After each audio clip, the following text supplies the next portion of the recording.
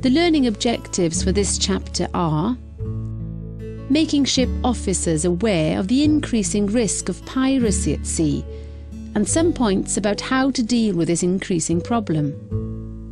Piracy is an increasing problem for today's shipping in several ways. Here are some reasons. An increasing number of seamen are killed every year. An increasing number of ships are lost every year. Lack of international response to the problem. Unclear legal definition of piracy. Who shall pay for investigations, etc. In some areas, officials are indirectly involved with the pirates. Tackling piracy is incredibly difficult, and you will soon learn that evil men are not always stupid.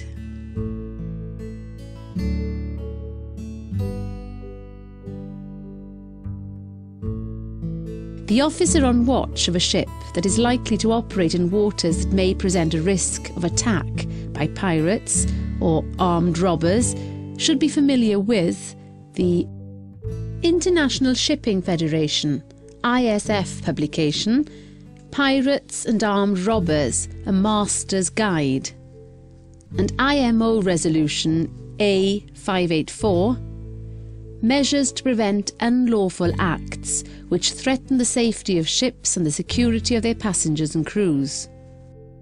IMO has for some time worked to develop an international code for investigation of piracy. The international accepted definition of piracy is an illegal act committed on the high seas. Unfortunately, most attacks are executed in territorial waters, and as we all know, piracy does not respect international borders, and so far no agreement about who should pay for the investigation has been reached. Unfortunately, piracy is increasing dramatically, and the official numbers are only the tip of an iceberg. Therefore, something must be done soon in order to reduce loss of lives and money in future. The International Maritime Bureau, IMB, would like the definition of piracy to be changed to: piracy is the act of boarding a vessel with the intent to commit theft or any other crime, and with the intent or capability to use force in the furtherance of the act. Under this definition, the hideous scale of piracy cannot be ignored. The most notorious waters of piracy are those of Indonesia, Philippines, and East Malaysia. When sailing in these areas, all possible precautions should be taken and additional personnel allocated for lookout. Attacks are normally, but not always, made at night and can generally be grouped as follows: attack while ship alongside or at anchor, attack underway. Pirates are normally armed with firearms, knives and swords. Under no circumstances should ship personnel risk their lives to protect property, as this only can make the situation worse.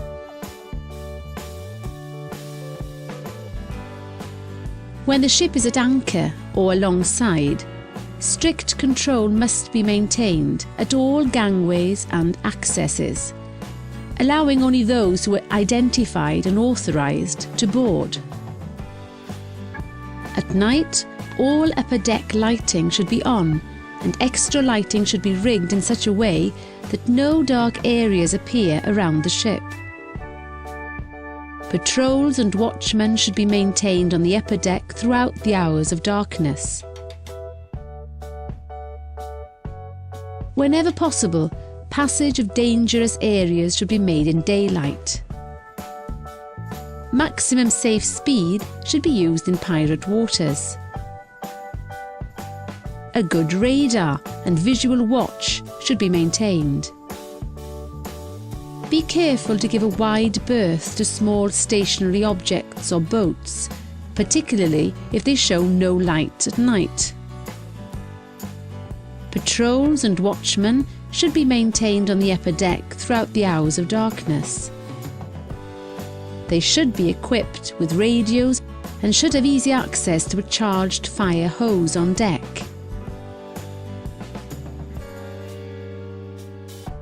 There is a general understanding that piracy is an activity practiced in poor countries, where there is corruption and where the forces of law and order do not exist, or are corrupt as well.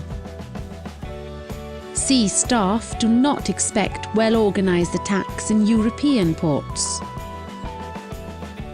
Sadly, they exist, and it is necessary to be vigilant at all times, making sure that secure spaces and cabin doors are locked at all times. Remember, piracy can take place anywhere, anytime. After pirates have boarded, the following checklist may be useful. Barricade engine room and bridge, if practicable. Barricade the crew in secure areas, if practicable. Report the situation by radio and call for help, if available. Masters must take whatever action they consider responsible to repel boarders. They should avoid putting themselves or the crew's personal safety at risk. You have now completed Chapter 5. And all I ask is a tall ship and a star to steer her by. Bon voyage!